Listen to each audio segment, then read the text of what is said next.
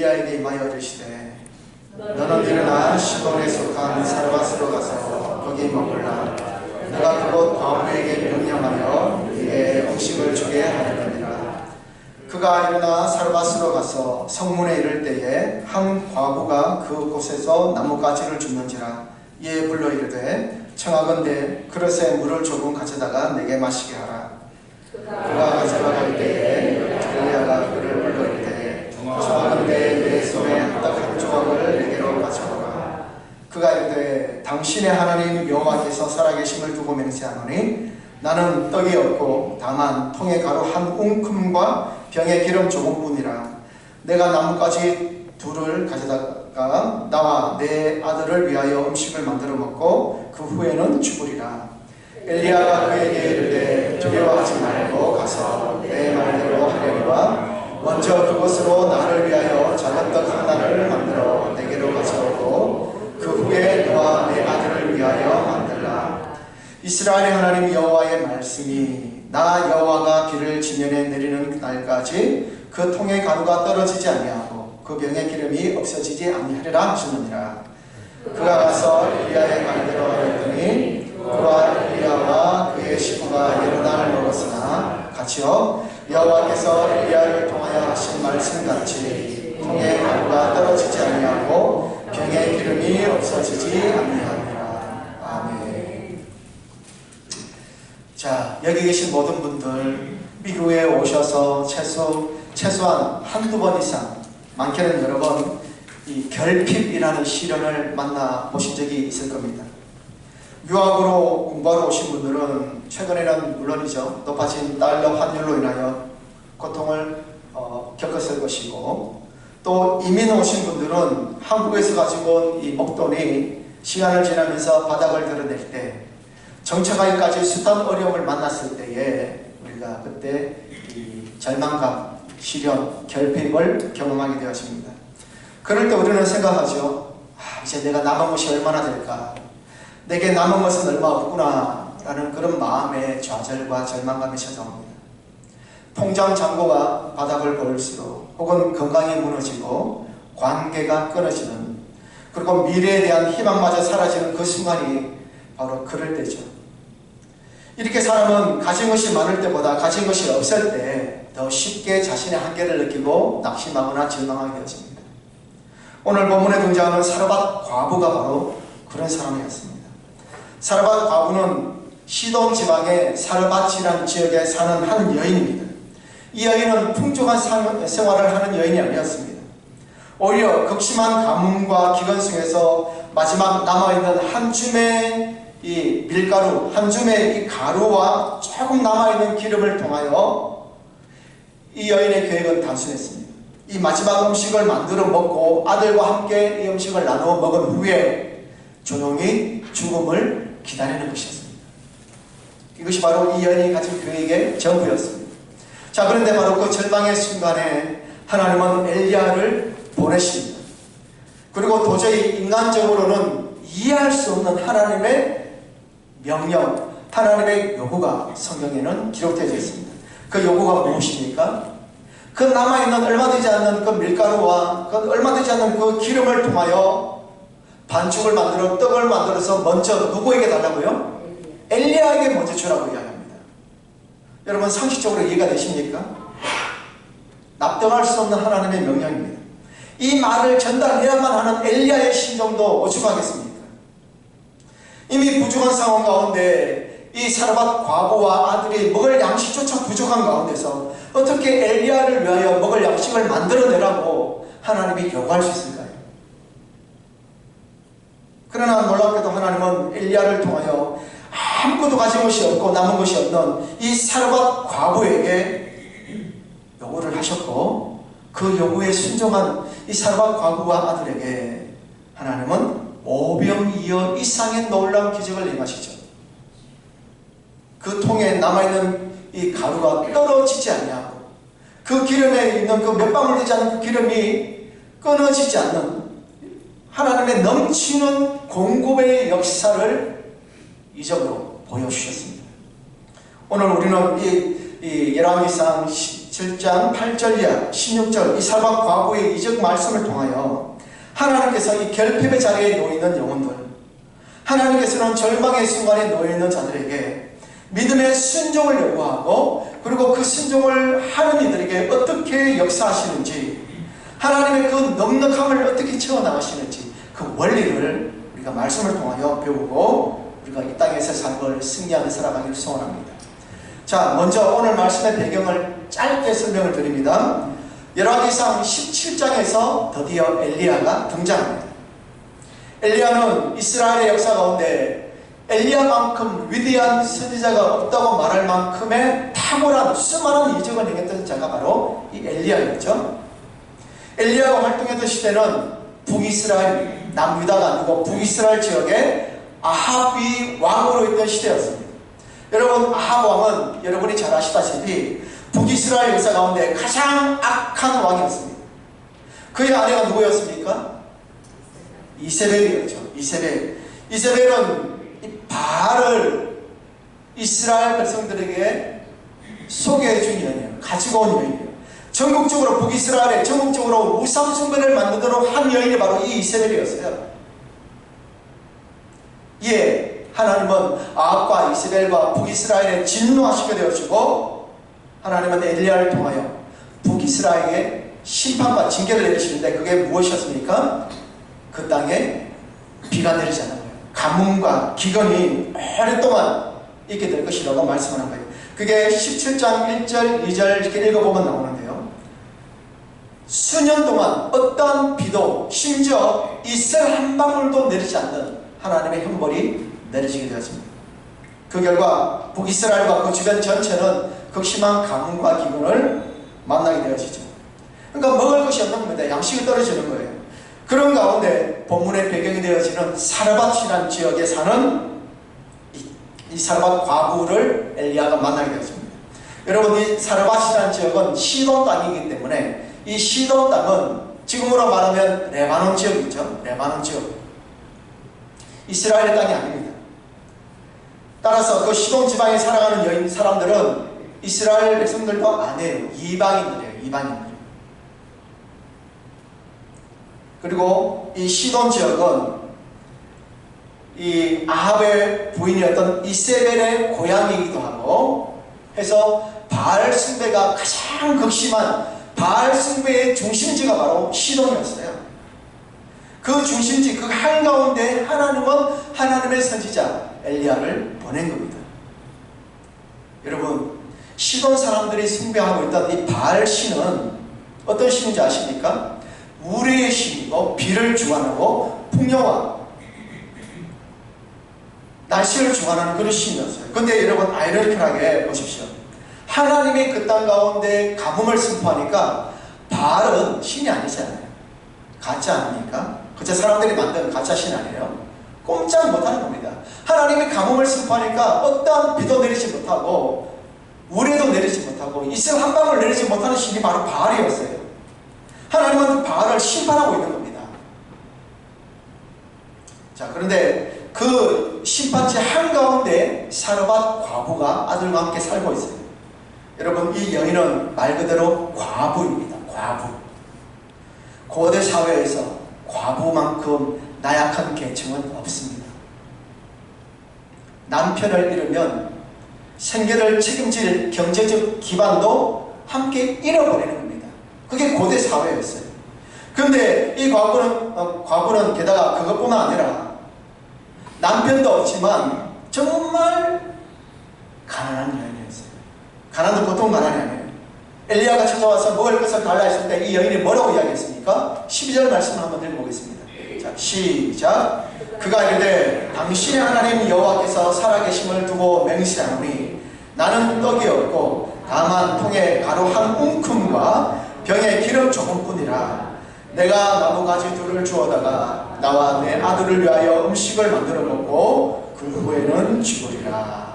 여러분, 여기서 보시면 이 여인이 가지고 있는 음식이 뭐였습니까? 고작 통에 들어있는 가죽 한 움큼, 그리고 병에 남아있는 기름 몇 방울이 전부였습니다. 여러분, 이것은요 며칠 혹은 몇 주 분량의 식량이 아닙니다. 겨우 두 사람이 먹기에도 부족한 겨우 한 끼 분량의 그런 식량이죠. 자, 그런데 이 여인은 뭐라고 말을 합니까? 나무 가지를 가져다가 주워다가 음식을 만들고 이 음식을 먹고 난 다음에 뭐 한다고요? 죽으리라.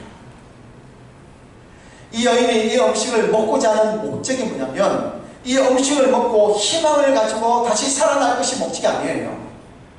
이 음식을 먹고 이제는 죽음을 기다리기 위한 거예요. 그러니까 죽기 위하여 마지막 남긴 식량이 바로 가루 한 움큼과 기름 몇 방울이 고작이었습니다. 이 여인은 하나님과 상관이 없는 이방 여인이었고 과부였으며 아들을 홀로 부양해야만 했는 그런 처지에서 기근과 가뭄으로 말미암아 모든 식량은 다 바닥이 났고 미래에 대한 어떠한 희망조차도 가질 수 없는 절망적인 그런 상태였다. 그 현장에 하나님이 엘리야를 보내신 거예요. 자, 그러면 이런 상황에서 왜 하나님께서 이런 어려운 처지에 놓여있는 과부로 하여금 엘리야를 먹이도록 명령하십니까? 여러분 생각해 보십시오. 이런 처지와 형편에 놓여있는 이 과부에게 하나님은 왜 엘리야를 통하여 엘리야에게 먼저 먹을 것을 가져오라고 요구하실까요? 여러분, 이건 해도 너무한 거 아닙니까? 한번 생각해 보십시오. 아니, 엘리야를 보내셔서 이 과부를 도와주시면 말이 되지요. 그렇잖아요? 하나님의 엘리야를 보내어 먹을 것을 풍족하게 주시든지 아니면 그 가정에 무슨 복을 주시든지 그러면 말이 되지만 그 얼마 남지 않는 그 식량을 먹고 죽으려고 하는 이 과부와 이 아들에게 아들 것을 그것을 뺏어다가 마치 이걸 엘리야에게 먹을 것을 식량을 만들어 주라고 하는 것은 너무한 요구라는 거죠. 더욱이 이 과부는 엘리야가 그토록 혐오하는 바알 숭배의 원산지인 시돈의 한가운데 살고 있는 여인이었습니다. 그래서 본문을 읽으면 도무지 하나님의 의도가 이해가 되지 않는 겁니다. 자, 그런데 여러분, 본문의 결론을 미리 말씀드리면 이 모든 것은 이 불쌍하기 짝이 없고 이 나약하기 짝이 없는 이 여인을 구원하기 위한 하나님의 의도였어요. 자세한 내막을 한번 살펴볼까요? 엘리야가 찾아왔을 때 이 여인은 당신 하나님 여호와라는 이야기를 합니다. 바알을 붙드는 것이 아니라 하나님을 끄집어내기 시작하는 거예요. 자, 8절 9절부터 한번 내막을 한번 살펴보죠. 자, 8절 9절을 읽어보겠습니다. 시작. 여호와의 말씀이 엘리야에게 임하여 이르시되 너는 일어나 시돈에 속한 사르밧으로 가서 거기 머물라. 내가 그곳 과부에게 명령하여 네게 음식을 주게 하려느니라 라고 말씀합니다. 하나님이 엘리야에게 명령하세요. 그것도 구체적으로 명령해요. 시돈에 있는 사르밧이라는 곳에 가서 한 과부를 만날 것이다. 딱 지목해서 그 여인에게 가라라고 말씀하고 있습니다. 자, 그리고 엘리야에게 어떤 일들이 일어날지 우리가 궁금하죠? 자, 10절 11절을 읽어보겠습니다. 시작. 그가 일어나 사르밧으로 가서 성문에 이를 때에 한 과부가 그곳에서 나뭇가지를 주는지라.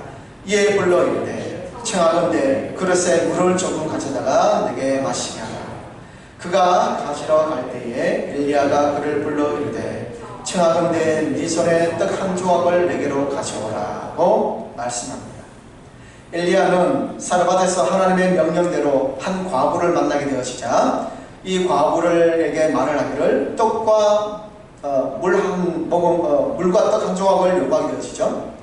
사르밧 과부를 향한 이 엘리야의 요구가 우리가 언뜻 보면 겨우 물 한 모금 혹은 떡 한 조각이라고 말할 수 있지만, 그러나 앞서 제가 설명드린 바와 같이 이 여인이 가지고 있는 이 처지 상황을 고려해보면 감당할 수 없는 그런 하나님의 요구였습니다.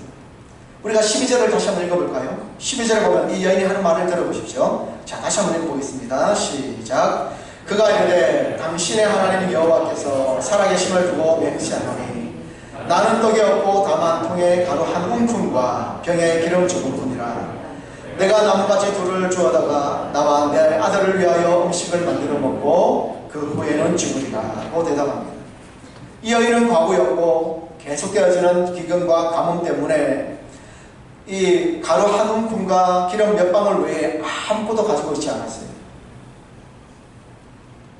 지금 이 여인은 굶주림과 목마름에 찌들어 살아가다가 이제 마지막 남아있는 그 가루와 기름으로 자기가 사랑하는 아들, 그리고 그 아들을 위한 음식을 만들고 이제 죽을 날만 기다려야 하는 그 형편에 놓여있는 이 여인이었습니다. 그러니 이 모든 상황을 종합해보면 엘리야가 이 여인에게 가서 물과 기름과 떡을 요구한 것은 이 여인의 전부를 달라는 요구였습니다. 따라서 엘리야가 요구한 것은 우리가 볼 때 너무나 무리하고 어려운 요구다 라고 우리가 생각할 수 있는 거죠. 자, 그럼 여기서 질문을 다시 한번 드립니다. 그러면 왜 하나님께서 이 사르밧 과부에게 엘리야를 보내시고, 그리고 왜 하나님께서는 이 엘리야를 통하여 사르밧 과부에게 무리한 요구를 하고 계시냐라는 겁니다. 그 이유가 무엇입니까? 여러분, 하나님께서 아합과 이세벨과 북이스라엘에게 선전포고를 하시는 겁니다. 우리가 사르밧 과부가 그저 한 과부의 이야기로 끝나버린다고 생각하면 안 돼요. 여러분, 시돈이요. 시돈은 바알의 우상 숭배지의 한 중심지였어요. 그곳에 가장 힘이 없고 나약하고 쇠된 척, 아무도 케어해주지 않고 아무도 관심이 없는 한 여인, 과부로 살아가는 이 여인에게, 죽을 날만 기다리는 이 여인에게 하나님은 엘리야를 통하여, 이 과부가, 이 엘리야가 하나님의 여호와 하나님은 이스라엘 하나님 아니에요? 시돈의 하나님이 아니잖아요. 이스라엘의 하나님 여호와인 것을 알고 있는 이 여인을 통하여 하나님은 북이스라엘과 아합과 이세벨에게 선전포고하시는 거예요. 누가 하나님이냐 라는 것을 이 사건을 통하여 우리에게, 그리고 이 성경을 읽는 모든 이들에게 하나님은 이야기하시는 겁니다. 그 이유는 바로 이방 여인을 할지라도, 아니면 우상 숭배에 쩔어서 살아가는 그 우상이 아무것도 해결할 수 없는, 우상은 그야말로 사신 우상, 죽은 우상이에요. 죽은 신에 아무것도 해줄 수 없는 그 절망적인 상황에 있어도 우상만을 붙잡고 살아갈 수밖에 없는 허무한 인생, 어리석은 인생에게 하나님은 찾아오셨고, 하나님의 사랑을 통하여 이스라엘 하나님이 어떤 분이신지를 보여주시는 겁니다. 하나님의 요구는 무엇입니까? 이 여인을 시험을 한 거예요. 네가 가진 모든 것을 이스라엘 하나님 여호와의 말씀과 명령대로 해라라는 겁니다. 바알을 위하여 살아왔느냐? 지금 이스라엘에 남아있는 것이 무엇이냐? 이스라엘 하나님 여호와의 심판으로 말미암아 너희들이 겪는 이 고난을 네가 알고 있느냐? 이제 시돈, 바알의 중심, 우상 숭배의 한 중심지에 있는 그 시돈의 한 과부에게 찾아오신 하나님은 이제 이스라엘 하나님, 나 여호와 하나님께로 나아오라. 그리고 내 전부를 네게 바쳐라. 너의 전부를 네게 드려라. 요구하시는 겁니다. 여러분, 이 해석을 잘못 오해하지 마십시오. 사르밧 과부 이야기는 단순히 모든 것을 다 하나님께 드리라는 이야기가 아닙니다. 절망 가운데 찾아오신 하나님의 이야기예요. 소망 없는 인생 가운데 찾아오신 하나님의 이야기예요. 다른 것으로 여러분 오해하지 마십시오. 여러분, 하나님은 이와 같이 이 사르밧 과부에게 무리한 요구, 말도 되지 않는 요구를 하시는 것처럼 오늘 우리에게도 마찬가지예요. 우리 인생 가운데 찾아오셔서 우리가 정말 소중하게 생각하는 그 모든 것들을 포기하고 내려놓고 하나님께 드릴 것을 요구할 때가 있다는 사실을 기억하시기 바랍니다. 여러분들이 소중히 여기는 것이 무엇입니까? 하나님의 요구하신다면 여러분 그것을 드릴 수 있어요? 사르밧 과부의 입장이라면 여러분 그 남은 가루와 그 기름으로 그걸 하나님의 사람 엘리야에게 정말 여러분 줄 수 있겠습니까? 우리는 아브라함의 모습을 통하여 우리가 교훈을 또한 얻기를 원합니다. 우리가 잘 아는 바와 같이 하나님께서 아브라함에게 후손에 대한, 자손에 대한 약속을 하셨고 100세가 되었어야 독자 이삭을 얻게 되었잖아요. 근데 100세에 얻은 아들 독자 이삭을 하나님이 뭐라고 말씀하십니까? 번제물로 바쳐라 라고 말씀하십니다. 여러분, 아브라함에게 있어서 이삭이 어떤 존재일까요? 이삭은 아브라함이 100세에 겨우 얻은 귀하고 귀한 아들로서 아브라함의 상속자요 하나님의 약속의 후사입니다. 따라서 아브라함에 있어서 이삭은 자신이 가진 전부예요. 전부. 아브라함이 가진 소유도 또 아브라함이 가지고 있는 희망도 모두 다 자기 독자 이삭에게 두고 있었기 때문에 어떤 의미에서 이삭은 아브라함의 전부를 넘어서 그 자신보다 더 소중한 존재였습니다. 자, 그러니 하나님이 아브라함에게 이삭을 바쳐라 라고 명령하셨을 때 아브라함의 심정이 어땠을까요? 오늘 사르밧 과부의 심정 그 이상 아니겠습니까? 너무하신 거 아니겠습니까? 하나님 너무하십니다 라고 이야기하지 않을까요? 창세기 본문에는 언급되고 있지 않지만 우리가 그 아브라함의 심정이 어떠했을지는 그래도 어느 정도 짐작을 할 수 있겠습니다. 아마도 아브라함은 틀림없이 하나님의 말씀을 듣는 그 순간에 하늘이 무너지는 듯한 심정을 가졌을 거예요. 심장이 멎었을 겁니다. 하나님의 그 말씀을 들은 그날부터 아브라함은 잠을 이룰 수가 없었을 거예요. 자, 그러나 여러분, 아브라함은 하나님의 그 명령에 주저하지 않고 여러분 새벽 일찍 일어나 곧바로 하나님의 뜻에 순종합니다. 종과 아들을 데리고 모리아 산으로 올라가죠. 자, 그러면 여러분 이렇게 아브라함이 하나님의 명령을 따라 자기 아들 그 누구보다 그 어떤 것보다 소중한 자기 아들 심지어 자기 자신보다 더 소중한 이삭을 번제로 드리려 했을 때 이삭이 죽었습니까? 여러분이 성경을 알잖아요. 하나님이 이삭을 번제로 드리려 했고요. 아브라함은 실제로 이삭을 번제로 드리려고 포박하여서 번제단에 데려갔어요. 칼을 들고 그를 찍으려 했을 때 여러분 이삭이 죽었을까요? 안 죽었습니다. 이삭은 죽지 않았습니다. 그렇지 않아요. 하나님이 이삭을 보호하셨어요. 아브라함은 자신을 믿음의 조상으로 세우려고 했던 하나님의 뜻에 맞게 하나님의 복을 받는 자로 이 이삭의 번제단 사건, 여러분 이 사건 창세기 22장을 통하여 완전히 이전의 아브라함과 이후의 아브라함은 달라집니다. 하나님은 때로 우리에게 우리가 느낄 때는 조금 무리해 보이고 조금 힘들어 보이는 듯한 요구를 하실 때가 있어요. 다시 말하여 하나님은 우리에게 가장 소중히 여기는 거 있죠. 우리가 정말 중요하게 여기는 것, 정말 내가 사랑하는 것, 정말 내가 아끼고 소중히 여기는 것을 때로 요구할 때가 있다는 사실을 여러분 기억하셔야 합니다. 자, 그러면 그런 일을 요구받을 때 우리는 어떻게 해야 될까요? 여러분, 하나님이 우리에게 요구하시는 것이 하나님이 부족해서 우리에게 요구하실까요? 여러분 아니잖아요. 우리가 그 정도는 이미 알고 있지 않습니까? 왜 그렇습니까? 이건 아브라함이 하신 것처럼 이건 테스트예요. 테스트. 템프테이션이 아니죠. 시험이라고 하면 두 가지 의미가 있잖아요. 우리를 죄에 걸려 넘어지고 미혹하기 위해서 마치 마태복음 4장 가면 사단이 예수님을 유혹하기 위해 광야에서 마귀가 예수님을 유혹하려 하는데 이 유혹은 템프테이션이지만 지금 창세기 22장에 나오는 하나님이 아브라함을 테스트하는 것은 시험하는 이 시험은 말 그대로 테스트예요. 이건 걸려 넘어지기 위해서가 아니라 더 깊은 믿음의 경지에 믿음의 자리에서 하나님을 더 깊이 경험하기 위한 하나님의 이것입니다. 하나님이 우리에게 요구하시는 것은 다른 거 없습니다. 하나님이 무엇이 부족해서 우리에게 요구하실까요? 하나님은 우리로 더 깊은 경륜에 더 깊은 경지에서 하나님을 만나고 체험하고 경험하고 하나님은 정말 살아계신 분이고 그분이 정말 나의 전부이고 그분이 정말 나의 하나님이시며 우리 삶을 주관하시고 다스리시는 그분이 뭘 내가 생생하게 느끼고 의지하고 그러므로 하나님과 동행할 수 있도록 날마다 때로는 우리에게 요구하시는 분이세요. 우리가 하나님보다 더 사랑하는 것이 있으면 그것을 요구하시는 분입니다. 오늘날 나의 이삭을 요구하시는 하나님.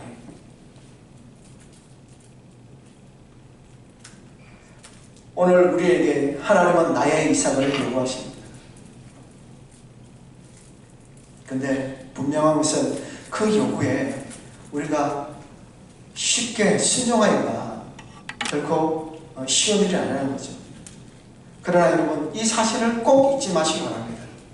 하나님이 우리 삶에 요구하는 것이 있다면 순종하십시오. 하나님께서 원하시는 것이 있다면 여러분, 그것을 거부하지 마십시오. 순종하십시오. 왜냐하면 우리에게 그같이 요구하시는 하나님은 그냥 요구만 하시는 분이 아니라 분명 그 같은 요구 이면에는 엄청난 하늘의 축복과 그리고 은사와 은혜를 예비해 두시는 분이신 것을 믿으시기를 축복합니다. 여러분, 그러므로 우리 모두는 하나님이 요구하실 때 어떤 것이든 어떤 것을 말씀하시든 기꺼이 거기에 순복하고 순종하며 나가는 그런 성도님 되시길 바랍니다. 그럴 때 우리가 기적을 경험하는 겁니다. 그럴 때 우리가 실제로 살아계신 하나님을 체험하는 겁니다. 제가 계속해서 누누이 강조하는 바가 있잖아요. 기적은 아무에게나 일어나지 않는다.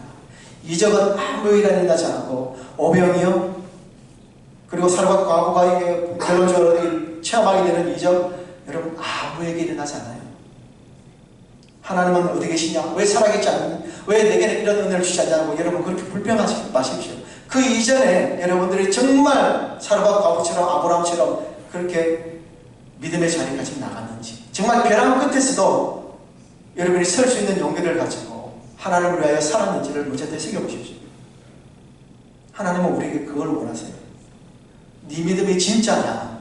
네 믿음이 정말 참된 믿음이냐? 그 믿음의 진배가 어떠한가를 알기 위하여 때로는 우리를 벼랑 끝으로 그리고 밑바닥으로 인도할 때가 있습니다. 대부분은 우리가 바닥을 경험했어야 손을 두고 항복하고 나오죠. 대부분은 완전히 하나님 앞에 우리가 절망의 시간을 만나고 또 징계를 받고 때로는 심판을 당한 뒤에야 회개하고 돌아오죠. 근데 지혜로운 사람들은 하나님께서 사인을 주실 때 바로바로 돌이키고 회개하는 사람들이에요. 바로바로 하나님 원하시는 문제를 따라가는 사람이에요. 그런 사람에게 이적이 있는 겁니다. 기적은 아무에게 일어나지 않습니다. 기적이 왜 일어나지 않냐고, 왜 하나님은 살아계시지 않느냐고 말하지 마십시오. 내가 믿음의 자리에 서야 하나님을 볼 수 있는 겁니다. 내가 결단의 자리에, 포기의 자리에 서야, 내가 칼을 들고 이삭 앞에 서야 하나님이 보이는 거예요. 오늘 사람과 과부를 보십시오. 하나님이 사람과 과부를 완전히 굶겨 죽게 했습니까? 여러분 아니잖아요. 하나님이 이 여인의 헌신과 희생을 보시고 오히려 더 큰 축복을 주지 않습니까? 자, 13절 14절을 보십시오. 사람과 과부가 자신의 열악한 사정을 말했음에도 불구하고 엘리야는 먼저 자기를 위하여 먹을 떡을 만들어 오라고 요구합니다. 자, 13절 14절을 읽어보겠습니다. 시작. 엘리야가 그에게 이르되 두려워하지 말고 가서 내 말대로 하려니와 먼저 그것으로 나를 위하여 작은 떡 한 개를 만들어 내게로 가져오고 그 후에 너와 네 아들을 위하여 만들라. 이스라엘의 하나님 여호와의 말씀이 나 여호와가 비를 지면에 내리는 날까지 그 통의 가루가 떨어지지 아니하고 그 병의 기름이 없어지지 아니하리라 하십니다. 자, 여기서 엘리야가 말하는 걸 잘 들어보십시오. 엘리야는 자기를 위하여 먼저 음식을 해가지고 오면 하나님이 비를 내리시는 날까지 그 통의 가루가 다하지 아니하고 그 병의 기름이 없어지지 아니할 것이라고 약속의 말씀을 전달합니다.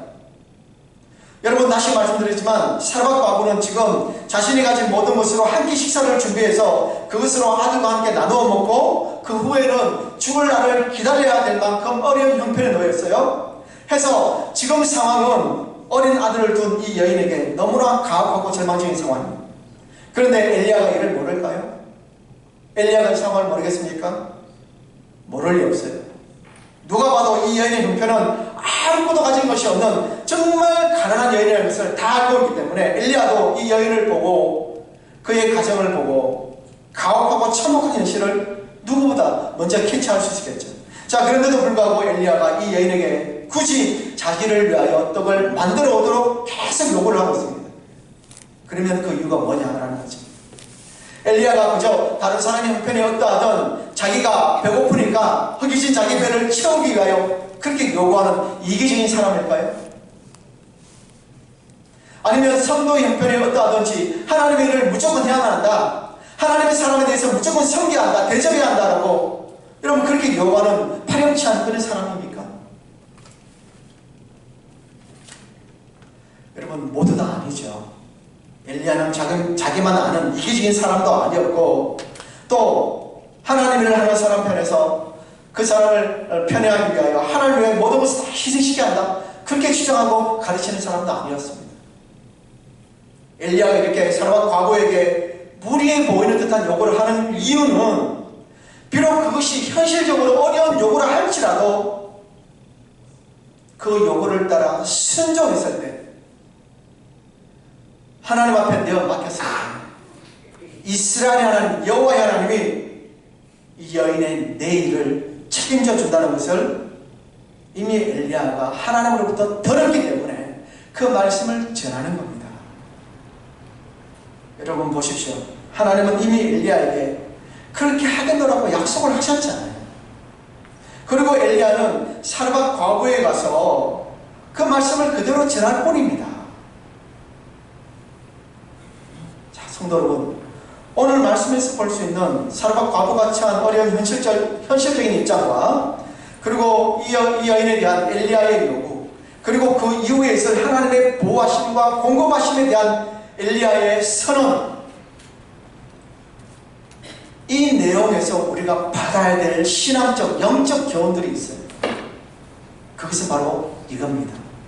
만일 우리가 우리의 현실만을 생각하고 지금 가지고 있는 것을 고집한다면, 절대 손에 놓지 않으려고 발버둥 친다면, 그리고 그것이 하나님을 위한 나의 신앙과 나의 믿음을 위한 것도 아니고 헛하는 것과 헛된 것인데, 그것을 하나님은 내어놓아라, 포기해라, 하나님께 다 드려라 라고 말씀하는데 그것을 끝끝내 붙잡고 있는다면 여러분 그것 때문에 우리는 망하게 됩니다. 예를 들어볼까요? 사르밧 과부가 엘리야의 말을 듣지 않고 그날 먹을 것을 자기와 자기 자식에게 나누어 먹고 죽을 것을 고집한다면 이 여인은 절대로 하나님의 은혜를 경험하지 못했을 것입니다. 그야말로 이 여인의 말대로 먹을 것이 없어 죽을 날을 기다려야만 되는 형편에 놓여지겠죠. 그러나 이 여인이 사는 유일한 방법은 하나님의 사람 엘리야의 입에서 나온 하나님의 약속의 말씀을 붙잡는 거였습니다. 이게 자신과 그의 아들을 살릴 수 있는 유일한 방법이었어요. 자, 여러분 어떤 의미에서 사르밧 과부가 처한 현실, 즉 가진 곳이라곤 가루 한 움큼과 벽에 남아있는 조금의 기름 몇 방울 뿐이었던 지극히 제한되고 빈궁한 형편은 이 여인만 당면한 현실이 아니었습니다. 이는 오늘날을 살아가는 우리에게도 마찬가지겠죠. 정도의 차이만 있을 뿐, 또 상대적인 차이만 있을 뿐, 누구도 우리가 지금 가진 것만 가지고 계속되어지는 내일을 보장할 수 없습니다.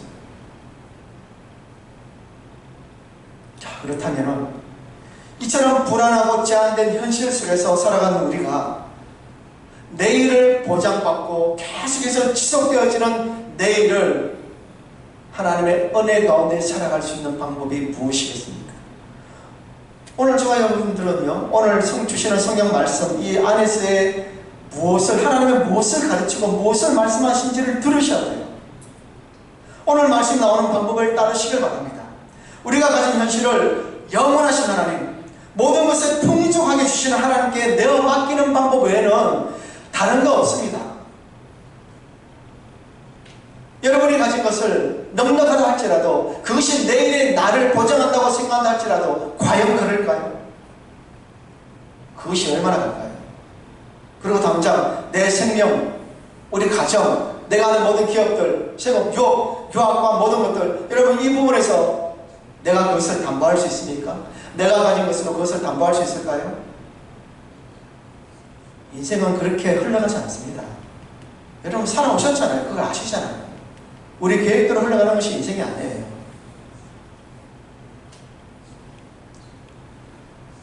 영원하신 하나님, 모든 것에 풍족하게 은혜를 부으시는 그 하나님의 손에 내 인생을 맡기는 것보다 더 안전한 것은 없습니다. 아멘이십니까? 하나님께 내어 맡기는 거예요. 나의 모든 것을, 내 현실의 모든 것을, 내일과 영원까지 모든 문제를 하나님께 내어 맡길 때 하나님이 책임지시는 겁니다. 만일 우리가 손에 쥐고 있는 것을 붙잡고 그것에 집착한다면 그 후에 일어나는 일들에 대해서는 우리가 보장받을 수 없습니다. 그러나 여러분, 우리가 만일 이처럼 제한된 것을 가지고 하나님 앞에 우리가 모든 것을 하나님의 주권 앞에 내어놓고 하나님께 맡긴다면 하나님은 전폭적으로 내가 가진 것을 통하여 하나님은 우리 삶 가운데 우리가 우리들이 원하는 하나님 안에서 행복과 복의 삶을 약속하신다는 거죠. 오늘 말씀에서 보다시피 사르밧 과부가 믿음으로 자기의 현실을 내어 맡기고 자기가 가진 것을 하나님의 사람 엘리야가 말한 대로 다 순종했을 때 하나님께서는 이 여인의 가정을 책임져 주셨습니다. 이 여인의 내일을 책임져 주셨고 말씀하신 바와 같이 비가 다시 오는 날까지 통의 가루가 끊어지지 않아요. 그리고 기름병에 있는 기름이 다하지 않도록 하나님께서 무한으로 보고 계셨습니다. 성도 여러분, 목사님, 그건 성경의 이야기죠. 그건 구약의 이야기고 그건 성경 이야기지. 지금 어떻게 그랬어요? 여러분 그렇게 생각하시는 분 지금 계십니까? 여러분의 믿음 없음을 탓하시기 바랍니다. 아닙니다. 여러분, 그 사르밧의 사건을 일으키신 하나님, 그분이 예수 그리스도를 보내주셨고 그 예수 그리스도를 통해서 우리를 구원하신 하나님이시고 지금도 우리 교회의 주인이 되시고 우리 삶의 주인 되셔서 우리 삶을 통치하시고 다스리신 분이심을, 동일한 분이심을 여러분 믿으시기를 축복합니다. 우리가 왜 성경 이야기로만 치부하고 그냥 고서의 이야기, 성경 오래된 캐캐먹은 이야기, 목사님 그걸 오늘날 21세기 2026년도에 이 말씀을 하시는 것이 옳습니까? 그거 아니에요. 우리가 그렇게 살아가지 못하고 그런 하나님을 못 만나기 때문에 그렇게 말하는 겁니다. 당장 여러분 그렇게 그런 하나님 만난 분들이 얼마나 많이 있습니까? 그렇게 만난 하나님 우리가 있잖아요. 간증거리들이 있잖아요. 지금도 그렇게 만나시는 분이 계실 것이고 이게 지속되어져야 되는 거예요. 그 하나님은 변함이 없어요. 지금 내가 그 믿음의 자리에 서지 못한 것을 그걸 원망하시고 회개하셔야죠. 내 믿음이 살아있지 않다는 거. 성경 말씀을 읽어도 감동이 없고 성경 말씀을 읽어도 내게 지금 그 말씀이 먼 나라 이야기처럼 들린다면 내 신앙은 지금 위기입니다.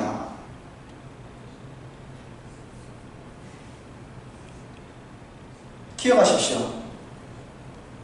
지금 저와 여러분들이 직면한 현실의 문제를 하나님께 내어 맡길 때 하나님은 실제로 우리의 삶의 현실의 문제를 다스리십니다. 우리의 내일을 책임지십니다.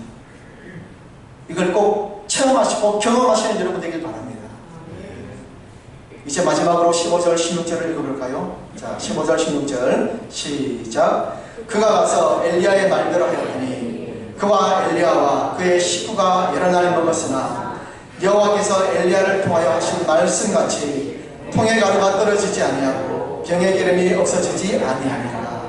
자, 이 말씀에 보면 사르밧 과부가 엘리야와 자기 아들과 더불어서 비가 다시 오기까지 통의 가루가 다하지 아니하고 병의 기름이 없어지지 아니할 때까지 이 곡식이 먹고 사는 문제에 전혀 궁핍함이 없다 말씀합니다. 역시 내리는 결론을 하네요. 순종이 복을 가지고 있다. 순종만큼 확실한 축복은 없다. 구원은 믿음으로 받지만 축복은 뭘로 받는다? 순종으로. 여러분 믿음으로 구원받아요. 그러나 순종으로 축복받아요. 순종 없이 복받는 경우가 없습니다. 저도 목회를 하다 보면 여러 케이스들을 보잖아요. 얼마나 많은 분들을 만났겠습니까? 얼마나 많은 경우를 제가 경험했겠습니까? 근데 제가 목회를 하면서 내린 결론은 하나예요. 하나님이 기뻐하는 사람, 하나님이 정말 원하는 사람 누구냐? 순종하는 사람이에요. 우리가 말씀을 읽고 큐티를 하고 설교를 듣고 우리가 또 성경을 보고 모든 하는 행위에 결론이 뭡니까? 순종하자는 거 아니겠습니까? 오늘 말씀도 보십시오. 극심한 흉년으로 말미암아 먹을 것을 찾을 수 없는 이 현실 가운데 놓여있는 사르밧 과부가 이처럼 내일을 보장받고 지속적으로 먹을 것을 공급받았던 이유는요, 엘리야의 입을 통하여 전해받은 하나님의 말씀에 순종했기 때문이에요. 비록 자신의 형편이 하나님의 말씀을 도저히 따를 수 없는 처지임에도 불구하고 이 여인은 엘리야를 통하여 전해주신 하나님의 말씀을 믿고 거기에 순종함으로 놀라운 기적을 체험했다는 겁니다. 그래서 기적은 이와 같은 사람에게 일어나는 거지 아무에게나 기도했다고 덤성덤성 그냥 기도응답이 되어지고 자기가 원했다고 그 소원이 이루어지고 여러분 그런 일이 일어나지 않아요. 죄 가운데 있는데 기도응답이 이루어집니까? 하나님 원치 않는 하나님과 관계가 완전히 소원하고 동떨어져 있는데 필요할 때만 주여 달라고 그런다고 들어줄까요? 하나님 그런 분 아닙니다. 하나님을 우상처럼 만들지 마십시오. 그저 원할 때만 찾아와서 손을 들고 빌고 하는 그런 우상의 하나님으로 여러분 만드지 마십시오. 하나님은 관계 가운데 역사하시는 분이에요. 관계 하나님이에요. 관계가 없는데 하나님과의 관계가 소원하고 떨어져 있는데 필요하다고 하나님께 나와서 빈다고 응답이 되어질까요? 아닙니다. 먼저 관계부터 회복하셔야 돼요.